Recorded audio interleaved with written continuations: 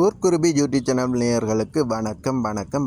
அப்பனே முருகா, இன்றைக்கு தைப்பூச நாளில் ஏதோ விளைஞ்சதை வீடு கொண்டே சேருவோம் என்கின்ற மாதிரி தொட்டு கும்பிட்டு கப்புறம் கொளுத்தி தொட்டு கும்பிட்டு இன்றைய வேலையை அறுவடை வேலையை ஆரம்பித்திருக்கின்றோம்.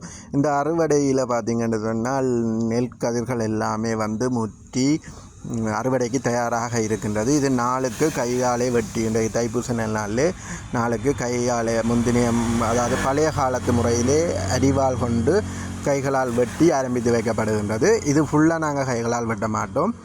இது ஏனைய இப்பொழுது இயந்திரங்கள் மூலம்தான் வெட்டப்படுகின்றது. அந்த இயந்திரங்களை கொண்டு தான் ஏனைய பயிர்களை நாங்கள் வெட்ட இருக்கின்றோம் என்று சொன்னால், ஒன்று வேலை இலகு, மற்றது தொழிலாளர்களை இப்பொழுது நாங்கள் வேலைக்கு பிடிக்கின்றது மிக கடினமாக இருக்கின்றது. மற்றது தொழிலாளர்களுக்கு வழங்குகின்ற ஊதியங்கள் கடினமாக இருக்கின்றது. அதாலே தான் இது பார்த்துக்கிட்டு சொன்னால் தண்ணிக்குள்ளே விழுந்த கதிர்களை இப்படி சூடு வைக்கின்றது. இது ஆரம்ப காலத்திலே பண்டைய காலங்களிலே பயிர்களை வெட்டி இப்படித்தான் சூடு வைப்போம். இப்பொழுது இந்த வெட்டி மிஷினை கொண்டு தான் நாங்கள் இதை வெட்டுகின்றோம்.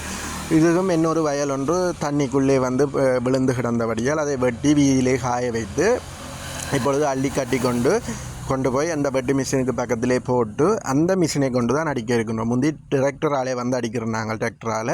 இப்பொழுது இந்த வெட்டு மிஷினே அதை எங்களுக்கு தரம் பிரித்து தரும், வெட்டினாலும் தரம் பிரித்து தரும். இது ஒரு வயல் வெட்டப்பட்டு அந்த வயலுக்குரிய நெல்லை அதற்குரிய பைகளிலே நிரப்புகின்றார்கள். இது முடிய இந்த வெட்டின அந்த வீதிகளிலே வெட்டி போட்ட வயலை நெற்கதிர்களை தரம் பிரித்து அடித்து கொடுப்பார்கள். அதற்கு பிறகுதான் எங்களுடைய வயல் வெட்டுப்பட இருக்கின்றது.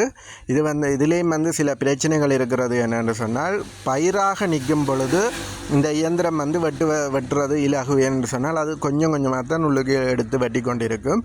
ஆனால் இப்படி வெட்டி போட்டு குமித்து விட்டால் அது என்ன செய்யும் என்று சொன்னால், அள்ளும் பொழுது நிறைய உள்ளுக்க போயிட்டுது என்று சொன்னால் அதுக்குள்ளே இருக்கிற அந்த இயந்திரத்தின் பகுதிகள் இறுகிவிடும், அடைத்து இறுகிவிடும். அதாலே தொடர்ச்சியாக வேலை செய்ய முடியாது. அந்த ஒரு காரணத்தால் கொஞ்சம் கொஞ்சமாகத்தான் இந்த இயந்திரம் பேரங்களை பொழுது கொஞ்சம் கொஞ்சமாக தான் உள்ளுக்கு எடுத்துக்கொண்டிருக்கின்றது. என்று சொன்னால், முழுமையாக உள்ளுக்கு எடுத்தது என்று சொன்னால் அந்த இயந்திரம் இறுகி நின்று விடும். பேர்ந்து திருப்பி அவற்றை கலட்டி அல்லது அந்த நெற்கதிர்களை வெளியே எடுத்து தான் திருப்பி இயங்க வைக்க வேண்டும்.